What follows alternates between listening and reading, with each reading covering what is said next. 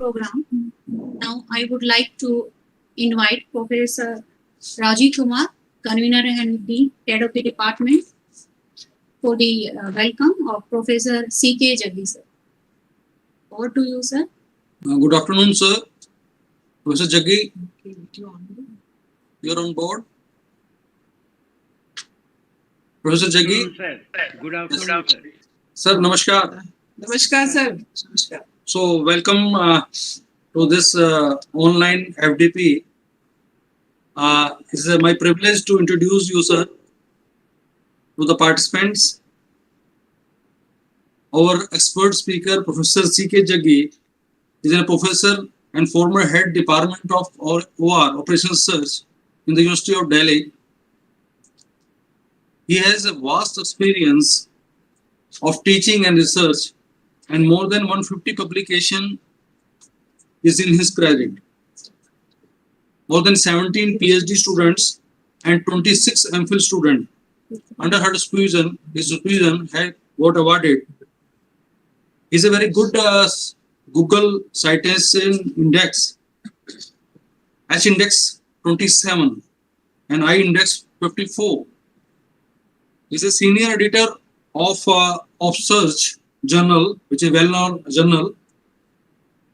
He has been awarded MIT Academic Excellence Award of 2019 by the MIT University and Lifetime Achievement Award by International Organization of Scientific Research and Development, Visakhapatnam.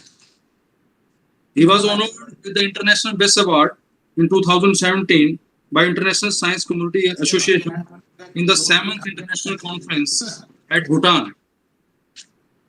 Certificate of Excellence was awarded to Professor Jaggi, that is Bharat Vikas Award, by loyalty and diligence and outstanding performance in the field of OR, Operation Search. He is a recipient of Best Teacher Award also by the Grace Indian Education Charitable Trust, and there is a long list of awards to his credit. So we are thankful to Professor Jaggi for accepting our request to deliver his expert talk to the participants. So thank you very much, sir, for joining here, and I'm hopeful that the participant will be benefited with your vast knowledge and experience. And Professor Jaggi is a very humble and intellectual personality. You can find through this presentation of Professor Jaggi. And even in the last FDP, he has delivered a wonderful talk. And I hope today this session is going to be very fruitful and wonderful for the participants. So welcome once again, and thank you for joining and accepting our request, sir. Over to Thank you, Professor Rajiv and Professor Renuji, for inviting me to this FDP. And thank you for your kind words. I don't know whether I deserve that or not, but that's kind of you that you mentioned. So I will be just try to share my screen to you. Thank you.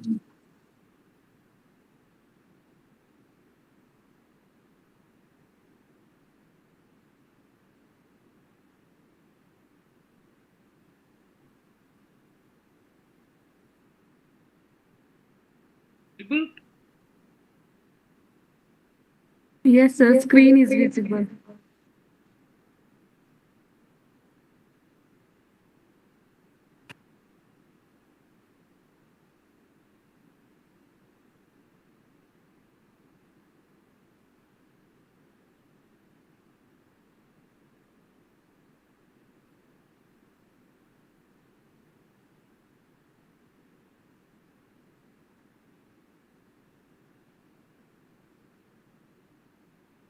Visible to me. I don't.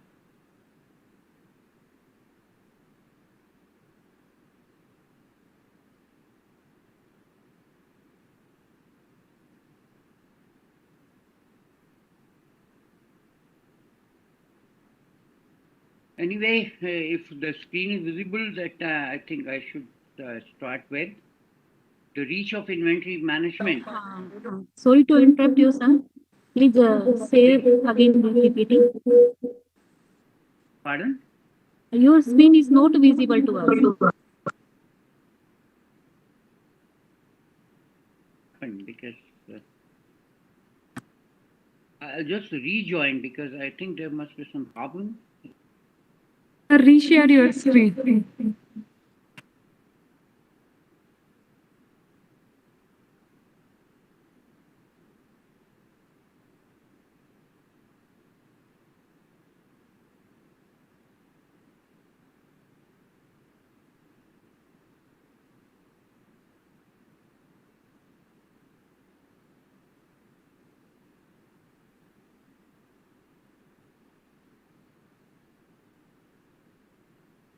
Just rejoining.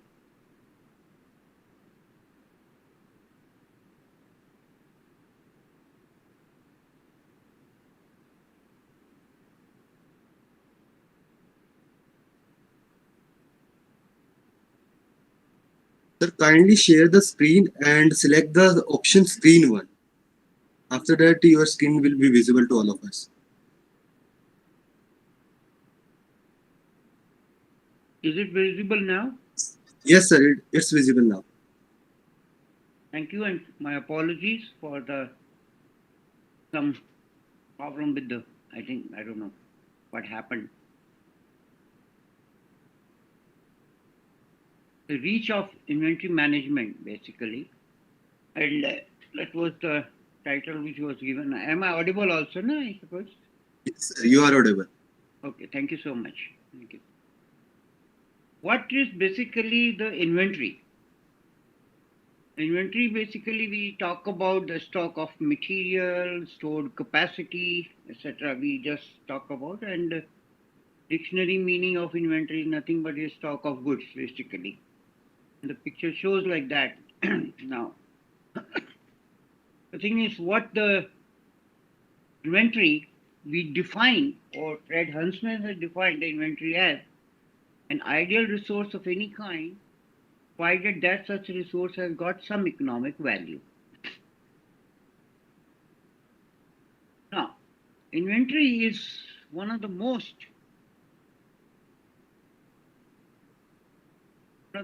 expensive assets of many companies, and in fact, it represents as much as 40% of the total invested capital. Now, here, what we see, the inventory, what is inventory, and how this all these things go through, and then it comes ultimately to the consumer for its consumption. That means initially we have the material sources, then we have inbound transportation, and some production takes place, or processing takes place, and then it goes to outboard transportation, and then the finished good goes to where, and ultimately it reaches to the customers, basically. That's basically the process. Now, inventory basically express excessive inventory levels are costly, doubt about that. Then insufficient inventory level leads to stockouts, and stockouts practically becomes very expensive for any kind of an organization or a business establishment. And then we'll try to look into your type of inventories. Basically, it is raw material, it's a component, work in process, finished goods, distribution, maintenance, repair, and operating supplies. Now, inventory management is a function responsible for all decisions about the stock in any organization. And it makes decisions for policies, activities, procedures to make sure the right amount of each item is held in stock at any time. There's another way of pictorially representation that how the inventory management are being handled in any establishment. What is basically inventory system? a set of policies and control that monitors level of inventory and determines what level should be maintained when the stock should be replenished and how large the order should be. All these answers are questions being answered through any inventory system. Now, this is a very common example which everybody has in their homes or the universities or wherever you feel, is a watertight analogy of the inventory system. Because we get the supply at times, then we store it, and as and when it is required, we are trying to use it. Now, opposing view of inventory is why do we want to hold inventory or why we do not want to hold inventory. Why do we want to hold inventory? Because to meet variation in the customer demand, that means to meeting the unexpected demand, smooth seasonal or cyclic demand. If the product demand is high in summer, a firm might produce during the winter session. That means we are decoupling the things because the product is going to be in demand only in the summer season.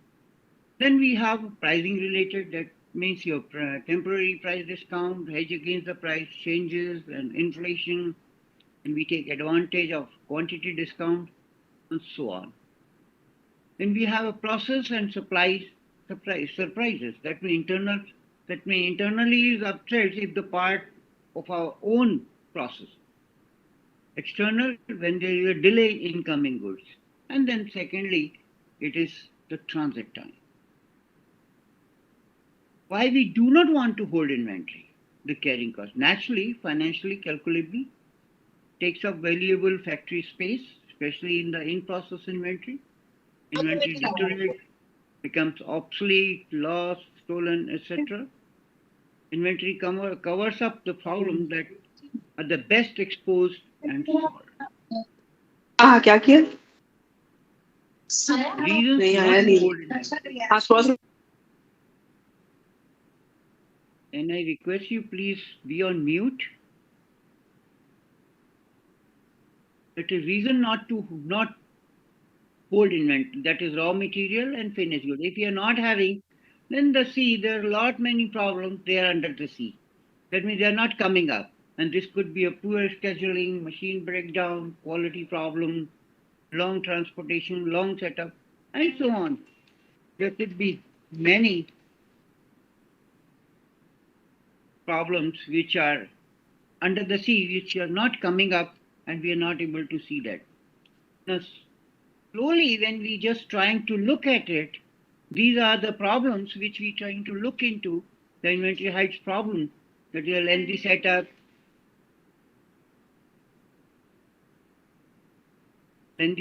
bad design, poor quality, unreliable supply, and so on.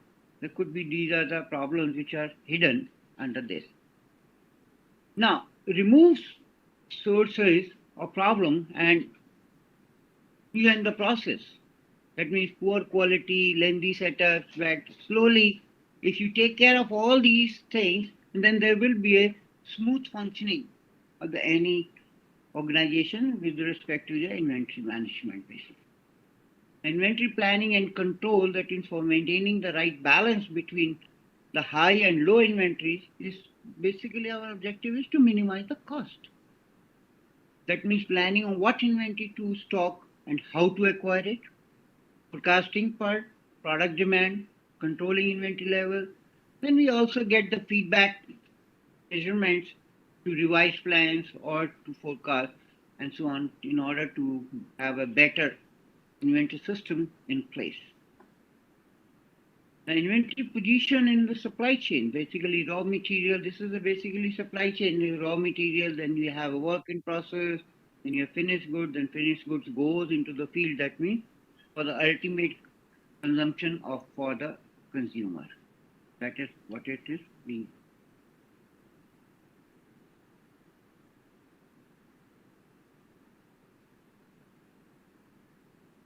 Basic inventory concepts are basically the raw material components, sub-assemblies, and supply are the inputs into any manufacturing or a service delivery processing.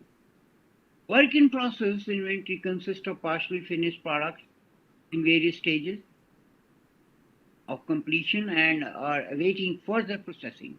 Finished goods inventory is a completed product ready for distribution or sale to the customers.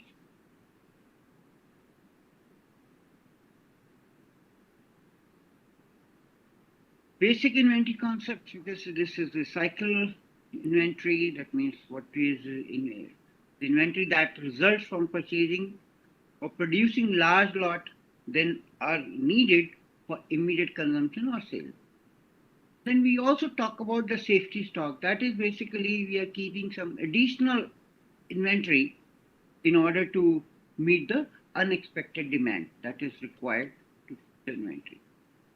Then we have some designs for inventory system, which is micro level issues, which are order quantity, order timings, means order timings, which we talk about the reorder points basically. The ultimate objective of any inventory control is to maximize the level of customer service by avoiding understocking. Now, we promote efficiency in production and purchasing by minimizing the cost of providing an adequate level of customer service. That is what our aim is. The objective good inventory management is careful balancing the act between the stock availability and the cost of holding inventory. The service objective is basically setting stocking level so that there is only a specified probability of running out of stock. Cost objective, basically we're trying to balancing the conflicting costs to find the most economical replenishment quantity and the timing. That means we are trying to balance between the stock availability and the inventory holding cost. That is, we need to balance between the two. Inventory decisions are the minimizing the total inventory cost and decisions we take. How much to order or to produce each time a supply or production order is placed. When to order, that means the item from the supplier, or when to initiate the production run if the firm makes its own item. Both are depending upon whether you're procuring it or you're producing it. These are now we try to look into the factor affecting any inventory system. So there are a number of costs involved in any inventory system. What costs do we experience because we carry the inventory? This is one is a material cost, then we have ordering cost, then we also talk about carrying cost, and we also talk about the stock out cost. Just giving some little information about the ordering cost, that is cost of replenishing, then we have carrying, we are holding inventory, then we have cost of capital, cost of storage, and cost of obsolescence, iteration, etc. And the stock out cost or shortage cost is a temporary or a permanent loss of sale when demand cannot be met. Now, these are the components for the ordering cost. These are number of paperwork, typing, dispatching. When you are receiving an order, you are mentioning that how to inspection, checking, handling, whether we are receiving the right kind of a product or not. And the times we are also including the salaries and wages of the purchase department, those who are responsible for this. And ordering cost is valid if the product are purchased, not produced internally. Setup cost is when we are producing internally, that means cleaning up or retooling or adjustment cost. And here, when we talk about the ordering cost or setup cost, we practically use the marginal setup cost and marginal ordering cost. Because one setup is there, that machinery has been set up, but now we are just making readjustment to the machine in order to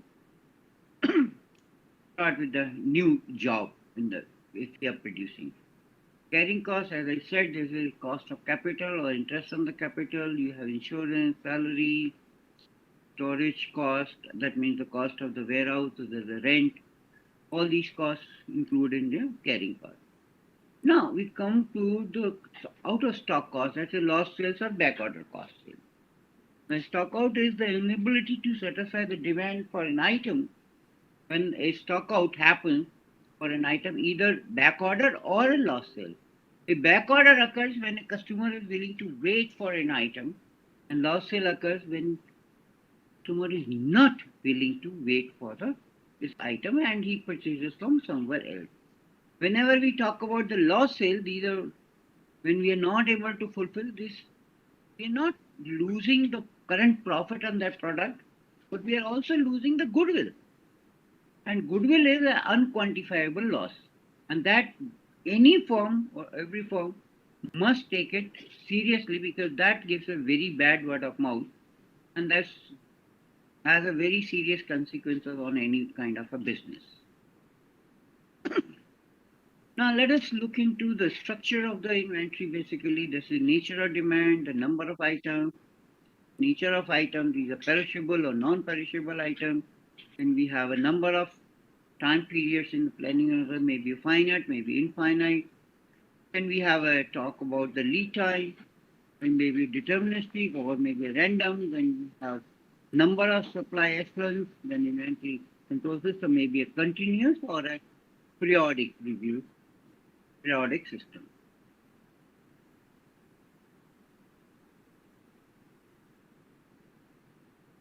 The characteristics of any inventory system in nature or demand, that means the independent demand is demand for the SKU, that means stock keeping unit, that is unrelated to the demand for the other SKU and need to be forecasted. Dependent demand is demand directly related to the demand of other SKU and can be calculated without needing to forecast. Because once you have forecasted for SKU, and subsequently whatever the requirements for producing that can be calculated, because once we have a forecast for SKU, then it can be looked into. Deterministic demand is when uncertainty is not included in the characteristic, and stochastic is when we do not know the future demand with certainty, and then it may follow certain probability distribution. Static demand is that is a stable demand. That means there is not variation, and dynamic is that varies over the time that we need to look into. Now, the cost of operating any information processing system also carries a number of items. That means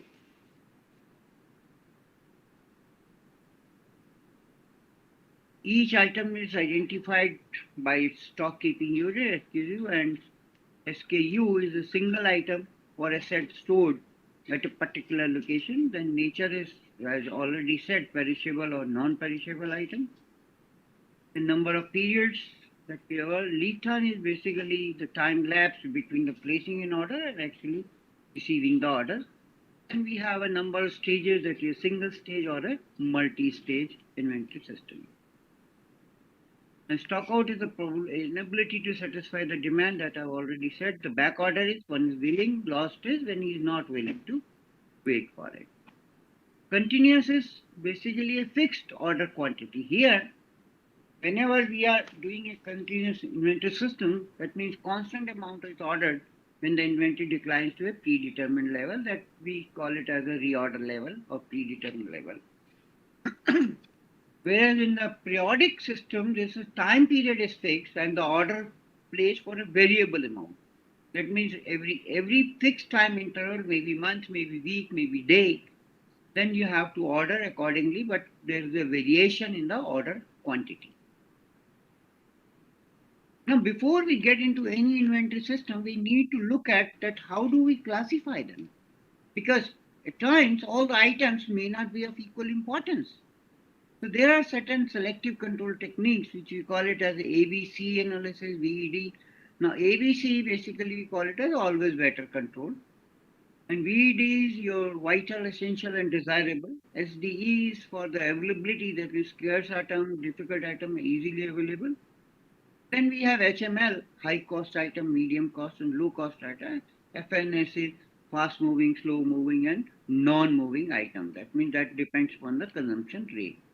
Now here what we see fixed order quantity model, we have economic order quantity, then we have a production order quantity, then we also talk about quantity discounts, then we have probabilistic model, and then we also discuss with the fixed order period model. And these are the answers which we try to find out in any inventory system. Now we will deal with the independent demand situation, and in the independent demand situation, we should be interested in answering when to place an order for an item and how much of an item order. And there are three basics independent demand inventory model. That means EOQ, that we call it as a economic order quantity. Then we also talk about EPQ. And EOQ is the most popular model or well-known model developed in 1915, and ultimately the Wilson got into this model in 1934, I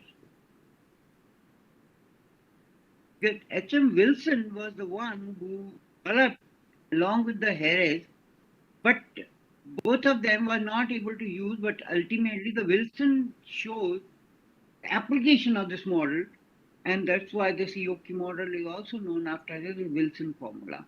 The EOQ is also known as a and this model is dependent on certain assumptions.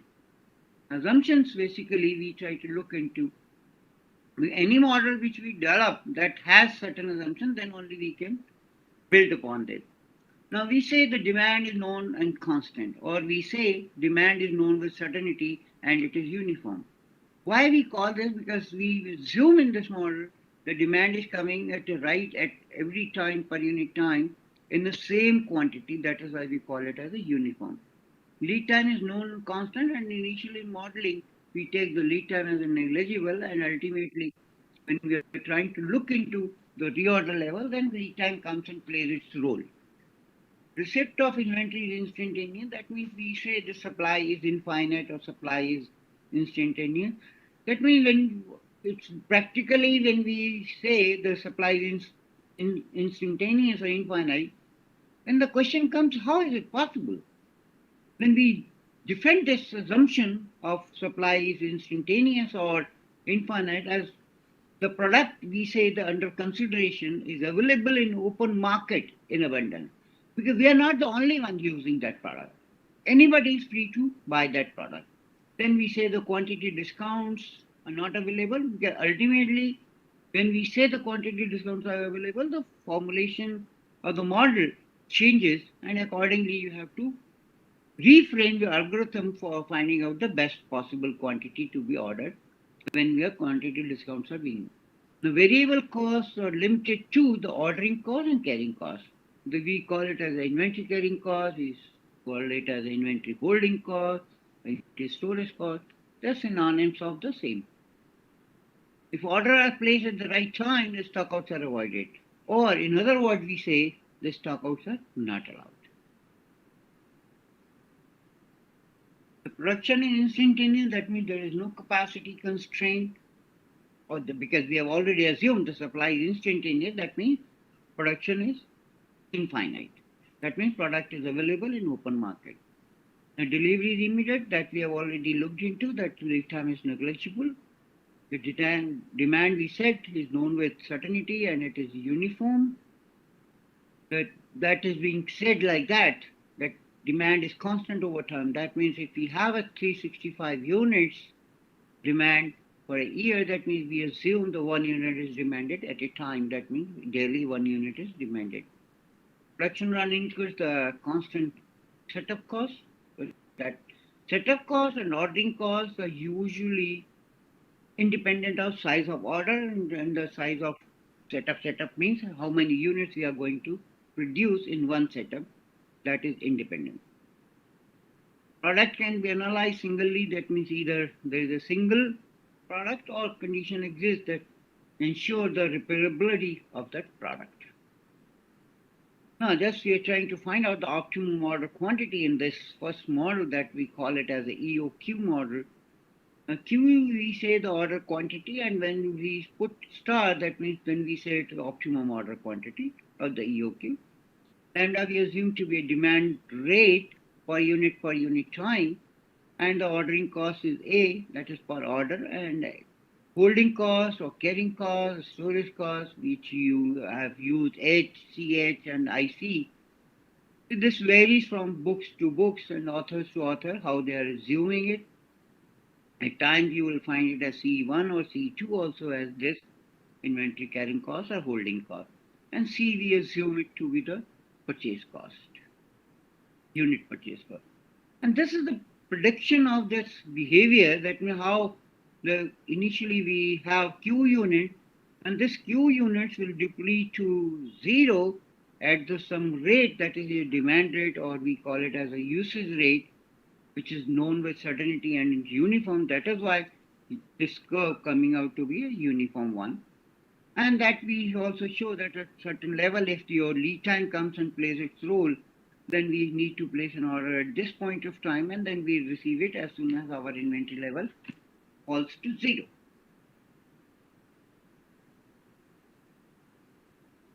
That is now, if we look into in a separate situation, that means we are just having this as a decrease due to the constant demand. That is a receipt of the optimum as soon as our inventory level falls to zero. Here we try to find out the average inventory. We say Q by 2 because we are not carrying Q throughout the period. So we have Q plus 0 by 2, that is average inventory for any inventory cycle of time capital T.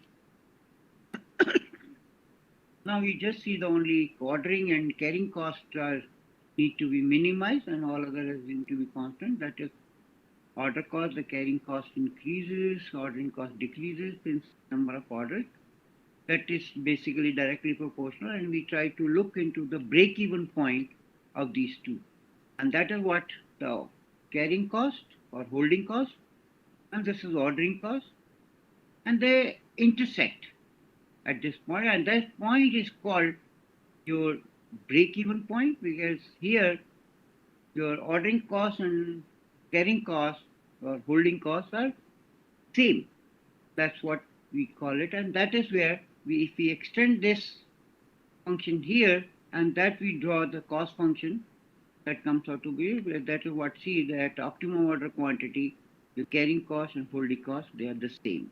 And then accordingly, if we have more ordering cost than the inventory carrying cost, then the cost is bound to increase because it is basically a flattened curve at the bottom.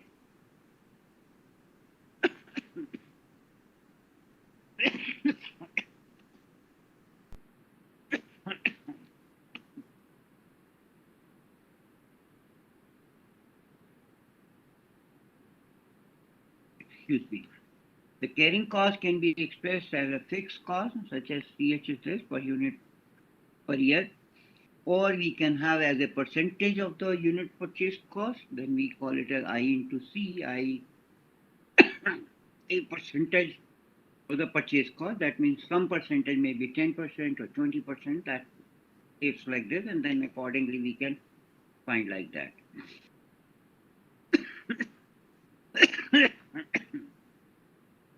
The ordering cost is lambda by Q. These are number of orders because this is total demand and this is my order size, and that A is the ordering cost per order. So this we get gives us the total ordering cost, and this is the carrying cost which you get, and this is the purchase cost, and then we try to write down the total average annual cost. This, and then Q2 is the average, and then the number of orders. And purchase cost does not depend upon Q, that is lambda, because we need to meet the total demand. And that is what it is shown here. How do we get the optimum Q? That is what, if we take a simple derivative, and then we get Q as this. This is, we also call it as. Then we can just try to find out the N, the number of orders, then cycle length, the time between the two orders, and ROP is lambda into L because that is the lead time, and accordingly we can find out.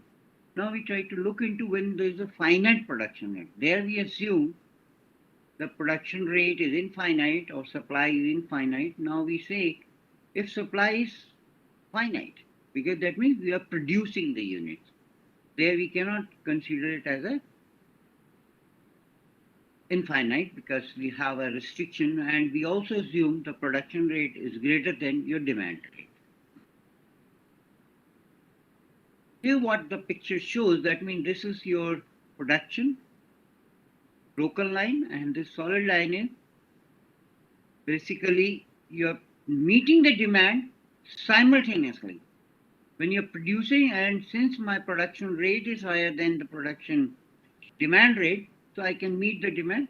And if we keep on producing, that means we keep on accumulating our unit, we are not able to stop. So we need to stop our production at a certain point of time. And that is why we say the maximum inventory. The moment we reach at this level, we stop our production and we try to consume whatever the units have been stored in the warehouse, then we start meeting the demand. As soon as our production level, the stock falls to zero, we again start using the production. And that the cycle goes by. That is, we have shown it, more clarity, that is the total production that we have at maximum inventory level, that is this one. There we use the setup cost, because there we have ordering cost, now we are producing, so we call it as a setup cost, and carrying cost is same. On that we have a production rate and demand rate. So the annual cost, average annual cost, we determine like this, because this is number of orders or number of setups, and that is the inventory carrying cost. That means we are taking the area of this triangle.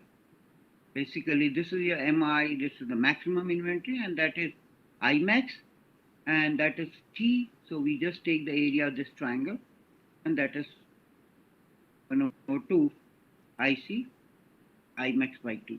And that is, if we have the total Imax is nothing but total produced and total used during the time period, and that gives me this formula. So we get the total formula as this. Just after taking the derivative of that with respect to Q, and we get the optimum production quantity as this. Optimum length at each lot size, that will be this QP by T, and that is optimum number of production run, that is given by this, that we try to find out. Then we have the EOQ with the plant shortages. Now plant shortages are not allowed. That means nobody has enough space or storage capacity, so we do allow for certain stock out with the view that we will be able to fulfill all the outstanding orders whenever that we receive our fresh stock of supplies, that product. And here we have shortage cost per unit and short. Then you have inventory level just after the batch Q is added, and annual demand, and Q minus S is the storage. Shortages in the inventory just before the Q batch arrival is added. The total cost per unit is obtained by following component, that production or ordering cost, that is this way. During the cycle that we have inventory level is positive, that we calculate by S by lambda.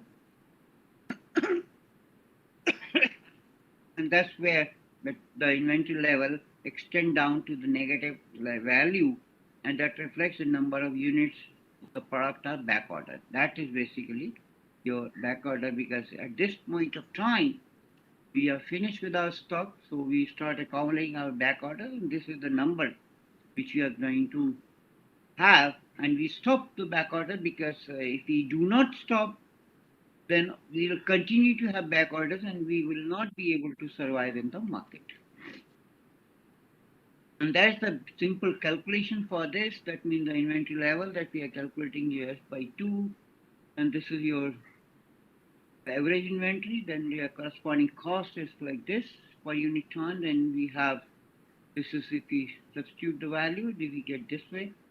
Similarly, we calculate the shortages, the total average amount of shortages during the churn period, that is given by this, and the corresponding cost is going to be this, so we get the total stock out as this. This is the total objective function. That means it's a combination of your ordering cost, holding cost, and the stock out cost or shortage cost, and we just try to simplify this, put it into a simpler form, and then we take the derivative and then we get this value of Q. Now we have written it in such a way because if I take xi to be infinity, that means infinite production. Though if we say the psi was your or stock out cost, if we say stock outs are not allowed, so then what do we take it as?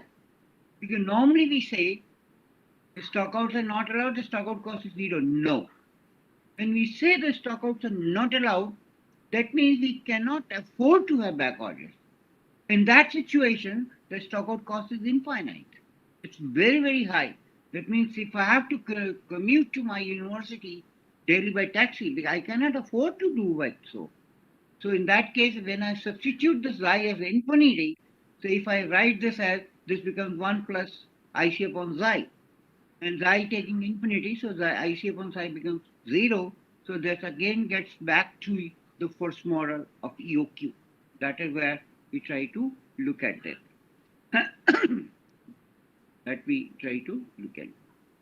And that these are the other things which we can calculate. That's the total cost, which comes out to be this. And this is at optimum Q, not otherwise. Otherwise, the cost will be different.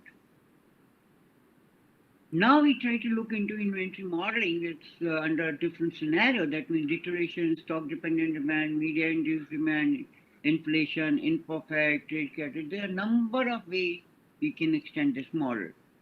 Now, let us look into the inventory model under different scenario. That means maybe a deterioration. Now, inventory modeling for deteriorating items. Now, usually it is assumed that lifetime of an item is infinite when it is in the storage. There is a gradual loss of potential of utility with the passage of time. That is what we try to define, that basically deterioration. Time, for example, the food grains, which we experience at our home, the food grains, if you are keeping the pulses for a longer period of time, that gets deteriorated. Highly volatile substances, radioactive substances, film, drug, blood, fashion goods, electronic component, high-tech products, they all get, over a period of time, they uses their utility.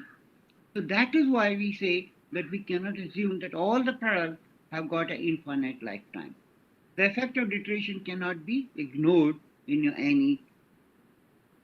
any model if we are dealing with your deteriorating product. Example, the inventory loss due to shrinkage, the combination of employee theft, shoplifting, administrative error, vendor, is usually amount to this.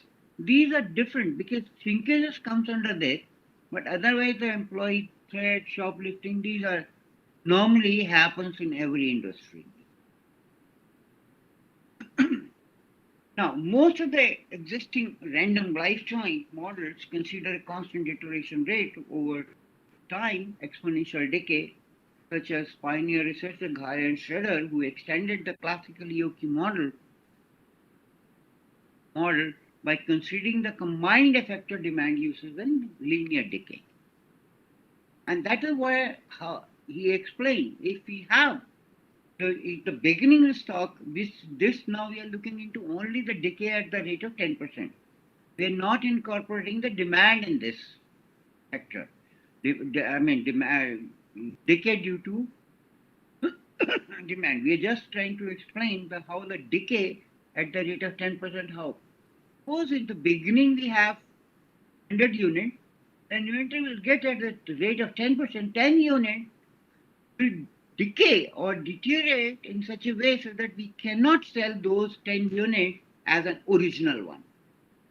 So we have effective stock left with the 90 units, and in the second period, now again 10% of this. So slowly, that is where we try to get this inventory level with the exponential decay. Because this 10%, because we are saying the time to follow decay is negative exponential, and we're trying to find out the decay rate, which comes out to be constant with the help of the hazard rate function of the reliability, that is PDF upon the CDF 1 minus PDF upon 1 minus PDF, and there we get. Now we're trying to look into that how this model can be looked into. The continuously decline function in figure may be represented mathematically by the negative exponential. That is what we are looking into there. And here we're trying to look into that how decay is taking place. Now here we just trying to look into this, the deterioration rate that we say at theta, that is depicted here. And that is in the figure which you can see here. Now as the inventory level is depleting due to both demand and deterioration simultaneously, therefore the differential equation, this is the differential equation which is describing the instantaneous state of any inventory level Qt over 0 to t. That is what we are trying to spell out here. That is a decay due to demand, and this is the decay due to your deterioration. And when we're trying to solve this equation with our boundary condition is this, that we at time 0, Qt, the inventory level at 0 was Q, and that we get Q as lambda by theta into e to the power theta minus 1. That is what we get, and that is the inventory level at any time t. That is depicted by equation 3. That means Qt lambda by theta e to the theta t minus t minus. And then we're trying to look into your ordering cost, purchase cost, and inventory carrying cost. And that is where we're trying to get the T. This is my classical TOQT. And that is the T which we are getting it from here when we are differentiating this with respect to T and equating it equal to 0. Just see that T becomes shorter. What does it mean when my T, that means time interval between the two consecutive orders, that has gone shorter. That means we are holding the deteriorating products, then we should order more frequently rather than more later on. I mean, delaying it, we should order more frequently, and that helps us to reduce the losses due to deterioration, and we are able to have the freshness of the items. That helps us to. And that we try to look into your initial approximation. This was this, and the classical is this. That means order quantity is also going to go shorter because lot size will be smaller if my T is small. Then we try to look into stock dependent demand. Now, that what the stock dependent demand is, when we visit all the malls and there we just try to look into the lot many things are displayed. But whosoever enters this any mall and he tries to look at so many products are being displayed. That is what he say generally demand rate of product is independent of stock. However, that is may not be true. However, this assumption is because of the fast moving consumer good, the demand that is likely to be influenced by the amount of stock displayed. Levin et al. Has said in 1972, at times, the presence of inventory has a motivational effect on the people around it. It is a common belief that large piles of stock displayed in a supermarket will lead to customer to buy more. And that I think most of us have experienced in our day-to-day life. We are going to buy something, but at times when we look into something and we buy it. And when we reach home, we say, okay, these are the things which were not supposed to, but we did it. Whether a demand can be a function of initial stock level or instantaneous stock level. Now, initial study or the work which were carried out, the researchers assume that it is assumed to be function of Q. That means Q, that means the stock, that what we say inventory modeling with the stock dependent demand, that means initial stock dependent demand. That means that was my initial stock. But subsequently, when we see whenever my stock level is falling down, then this may not have the same impact. So initially, the studies or research was done with the initial stock level. That is this way that we try to find out. And then that is the way we calculate it. Then subsequently that was modified and then it gave IT. That means as my level goes down, my impact or demand will also go down. That will not be having, and that looks to be more promising or practical thing to have.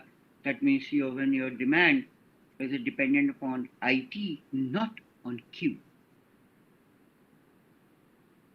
And we all watch TV and hoardings and all those things. We try to look into that, what we trying to model it.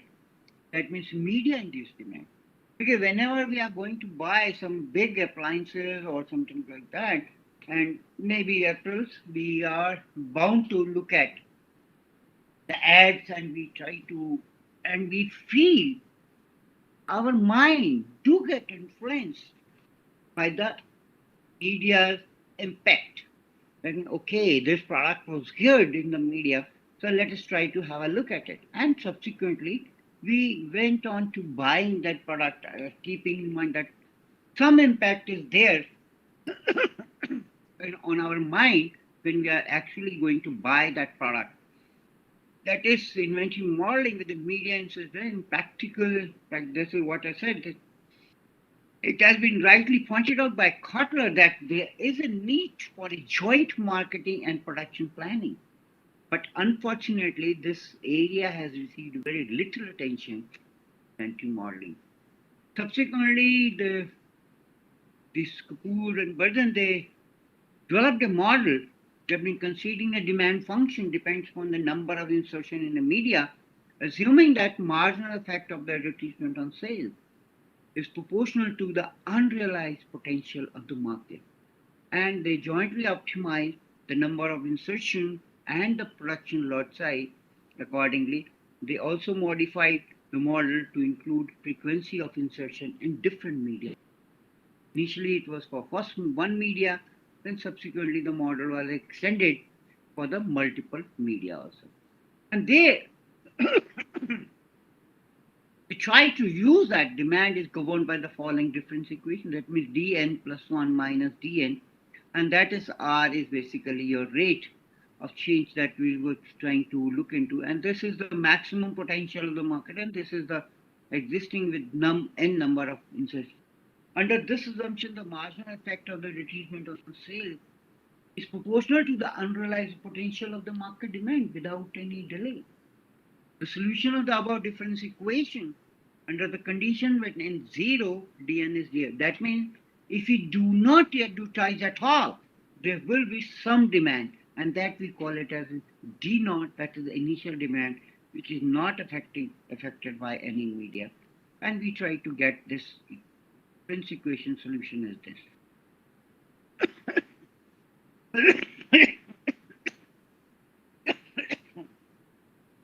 Now, let n be the number of insertion in a media. The total cost per unit is sum of the setup cost and cost of the unit, your inventory holding cost, and then you have cost of advertisement. And that is what where our demand function behaves with the number of insertion in the media. And we see initially we do get impact of the media, but at times when it is going to stagnate, then we do not have any impact on that, and that demand gets stabilized over there. This model was extended for different medias, but that was for the one media, and then we say PIB, the potential proportion of the potential market demand influenced by advertisement in the ith media.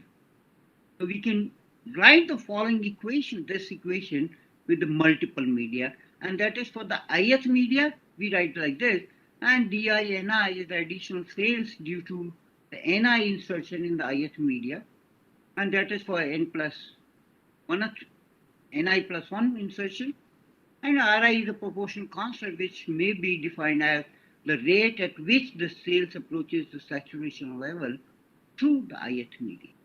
And that we try to solve it with this condition, and we get this solution for this difference equation.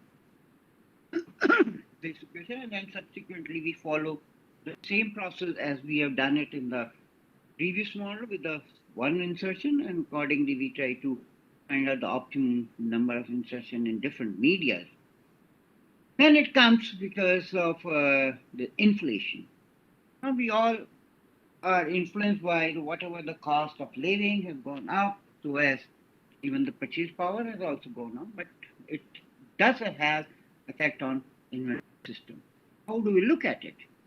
Now, inflation in a simple terms can be defined as a persistent rise in the price level. Inflation is a state of disequilibrium between the demand and supply, and hence a state of price instability that manifests itself in a continuously rising price level. Now, we have a short-term inflation or we have a long-term inflation. Short-term inflation, we say the moderate inflation, and it occurs when the prices are rising slowly. The long-term occurs when the price is rising in a double digit. That is where the long-term inflation is there. How do we model it? Because the inflation, which is affecting my purchase power, how do we are trying to look into how do we model the inflation into our cost parameter. The one simple way of modeling inflation, we assume certain, say, alpha percentage per unit ton, that is the inflation rate, and then we try to look into your CT with the cost at any time t, which becomes C plus delta t at times 2 plus delta t. Now we are trying to rewrite like this equation, t plus delta t plus Ct, and that is the impact of the inflation, that is the rate Ct in the how much this Ct is going.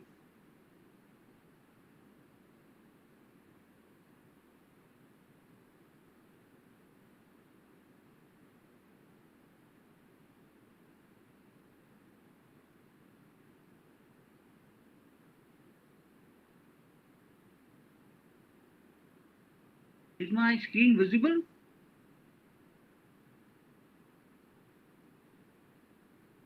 Sir, your PPT is not visible. Fine.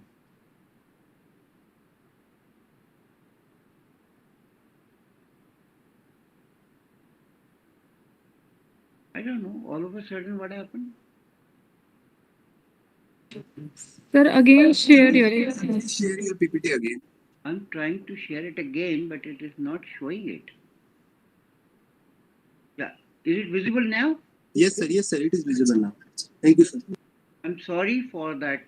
I don't know what happened.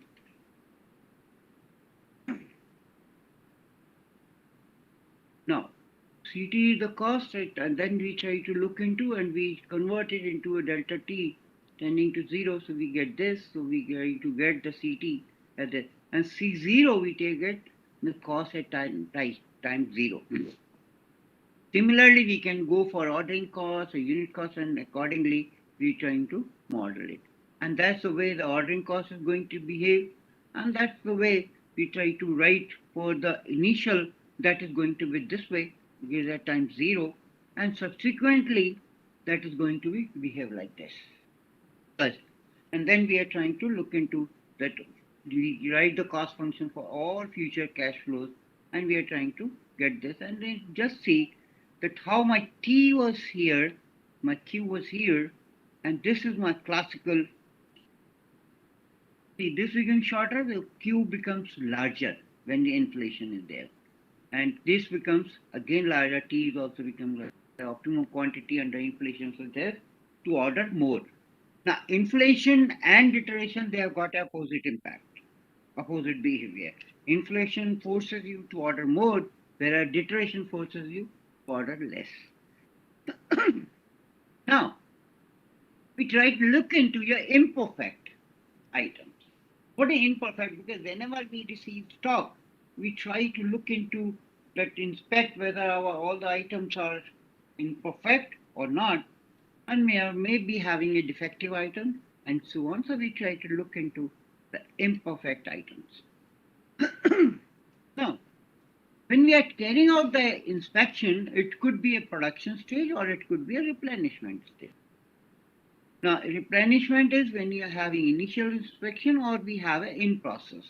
That means when as we are producing and we are trying to inspect it, that we try to look at it.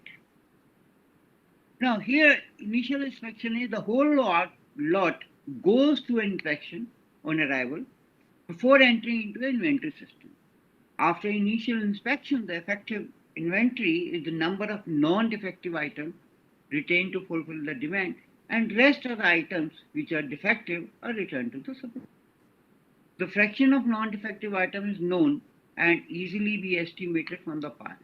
Because that we try to estimate that what percentage is going to get non-defective, and accordingly we try to look into that. The in processes basically screening rate is assumed to be more than the demand rate. Because if that assumption doesn't hold good, won't be able to meet the demand. That's practically one has to look into. The defective items are sold immediately after the screening process is over as a single lot at a discounted price. And in this case, the fraction of defective alpha with the known probability density function f alpha can be estimated from the past data, and expected value of alpha can be obtained like this. And that can be used.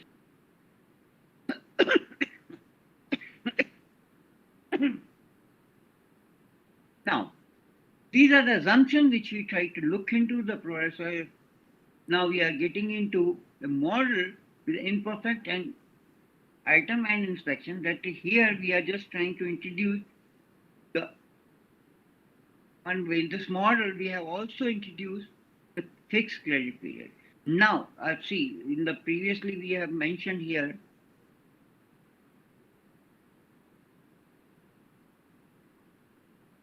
I'm just going back, trade credit and imperfect. Now the model which we are presenting, I'm presenting here, that is a combination of the two. I will explain what the here.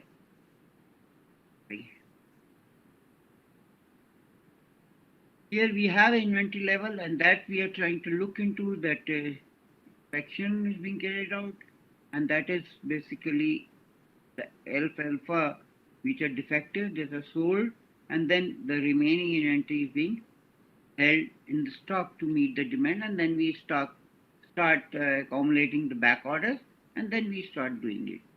To assume the defective items contain the scrap item, the rate theta.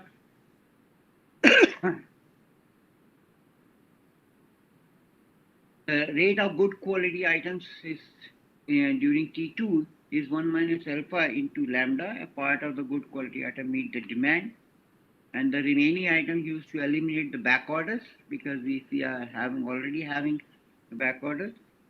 The screening process ends at T3, and the defective at alpha sold immediately after that.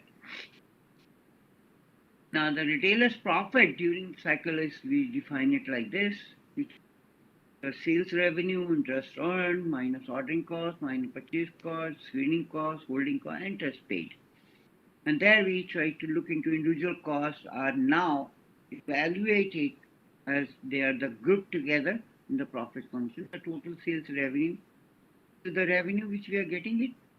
That is from the good quality item, and that is for the scrap. That is something scrap value or salvage value, and that we get whatever the defective items were there which can be sold. And now if we look at these M's, that is the maximum time period which are being allowed by the supplier to the buyer, then he can settle the account like this is happening here. M is less than T2, T3 and T1. That is what we are here. This is T2, T3, and that is T. That is where we are trying to find out. In second case, M lies between M2, T2 and T3, and then it is greater than T3, and the M is greater than T1, that is lying here. And these are all different cases. We try to evaluate the total profit, comes out to be like this. In this case, when M is there, because here we are trying to look at your interest earned and interest paid, accordingly we try to formulate the profit function. In this case, we are looking into, there will be change in your interest earned and interest payable, and we trying to model it, the total profit function like this. Similarly, for this function, the situation when M is just less than T1, and we try to get this, and For this, when M is greater than T1, then the total profit is like this. These are, we summarize this all the expected profit because we are having in process. That is why we write total expected profit rather than the profit, because we have the in process inspection having a PDF. So that way we try to. Now we just go critically on the trade credit. Now, inventory modeling with the trade credit is basically, we say the trade credit becomes a concern for most of the business enterprises, as it is a significant, it has a significant impact on the inventory and financial policy. The major role that the credit can play in inventory management for both supplier as well as buyer.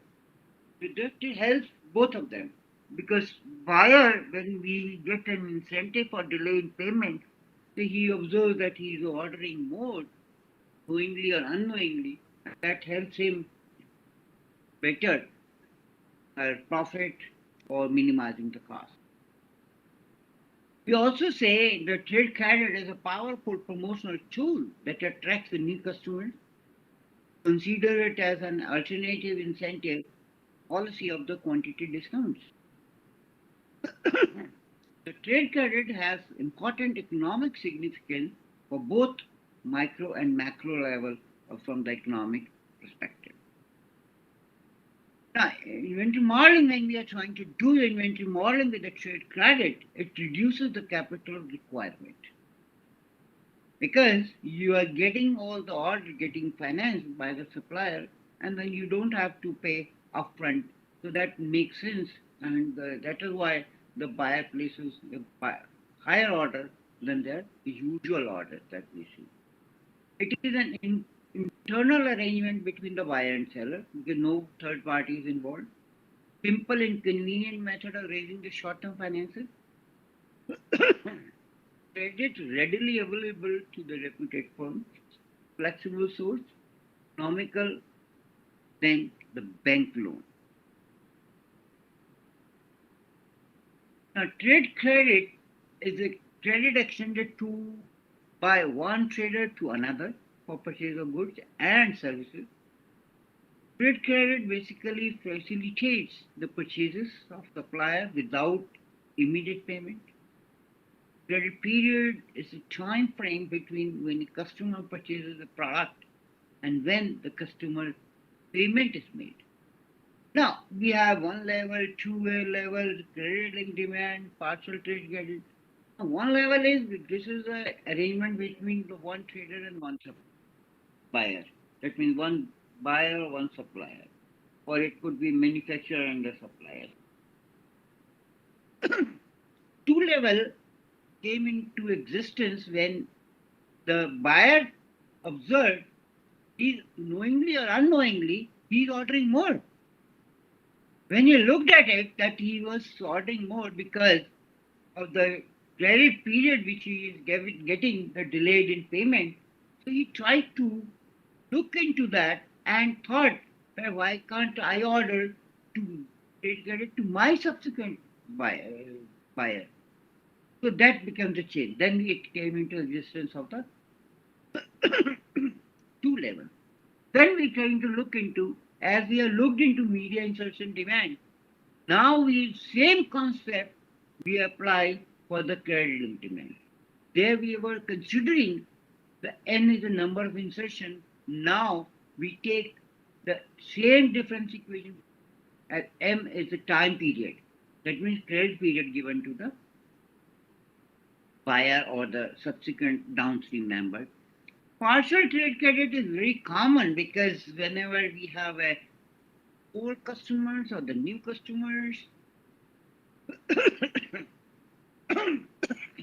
old customers, we have the history that they are loyal and they are making the payment on the right time.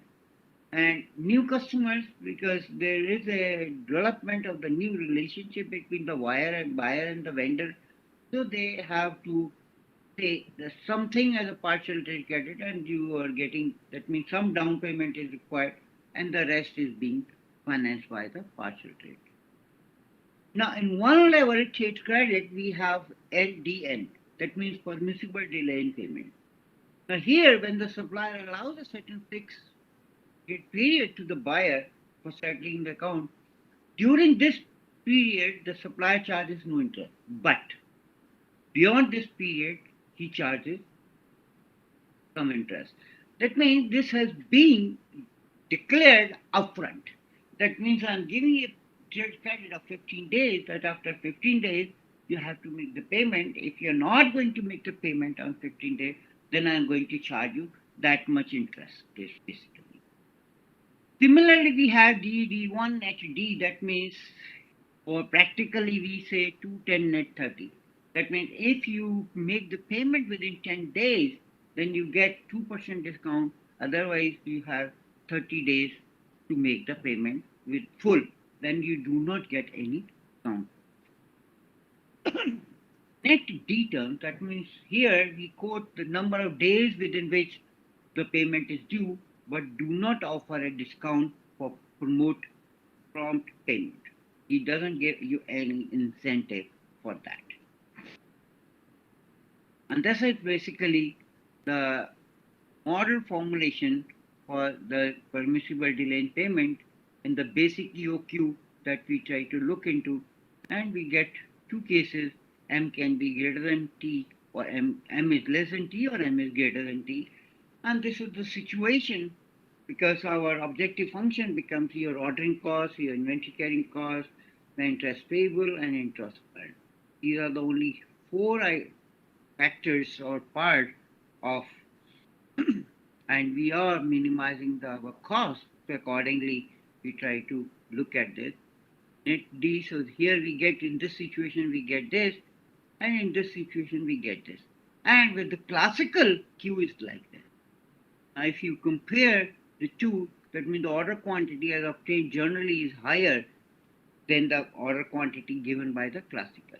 As you can see, that is going to be higher quantity that we get when we are getting the trade credit. And that is the motive that has forces or give birth the two-stage trade credit, two level of trade credit. Then we try to look into DD1 net D. That means when the supplier offers a true payment option to the buyer, that we take a prompt payment discount. This is in marketing, we also say early cash recovery model. There we just trying to give a discount in order to get the more money back early. That is where it is D% discount is offered if payment is made in D1 day. Otherwise, you make the full payment. Now we try to explore whether once you take the discount or forgo the discount. That we try to look into whether you take the discount or forgo. Now, if discount is taken, then this is my function, objective function. If discount is not taken, then this is the function. So there is a variation, because if you see that here is the factor, because here you are getting a discount, so your C becomes smaller, but here the C remains the same. That is where, and we try to explore whether I should or I should not, the comparison between the two cases. Now what we do is, here we just compare the two cases, find out which case would be better for the buyer, that is to avail the discount or the forego the discount. And that is what we define like this. And now we assume there is a long and good relationship between the buyer and supplier, and we take the ordering cost is negligible. And we try to modify mu, the deduction is like this, where N is nothing but D minus D1. We just take the derivative, and now we get these two equations. From this way, it is clear that percentage benefit decreases with increase in N and R. And in equation 1, if Rn is large enough, so the e to the power Rn could be smaller than 1 minus D, which causes mu to be negative. That means it would be better off for the buyer to go for the discount. That is where if that condition holds good, then it is beneficial for a buyer to go for discount. Otherwise, you should forego the discount. Thank you, because I'm not considering here for a 2 level or 3 level, and I have certain more minutes left out, but I'll stop here if you permit me to do so.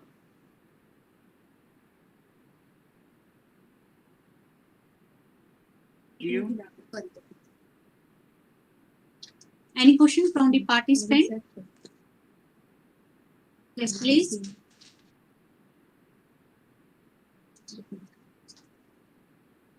Yes. Any query from the participant? There is no query, sir. Now I would like to invite Professor Renuju, coordinator of FDP, for the vote of thanks. Over to you, ma'am. Oh, thank you, dear Poonam. Thank you so much, sir. We are really grateful to you for sparing your valuable time despite your so busy schedule. Really grateful to you, sir. Thanks so much for this informative and enlightening lecture on a very emerging topic you discussed regarding inventory. Discussed started with the basis of inventory. You started with a very easy in the way you discuss these things on inventory parameter, characteristics of inventory control system. Rather, you discuss about these issues, inventory modeling for stock dependent demand with the real life examples. We discuss all these things. So thank you so much, sir, again for sparing valuable time for us. And so Thank you. so grateful. Thank you so much, sir. Thank you. Thank you.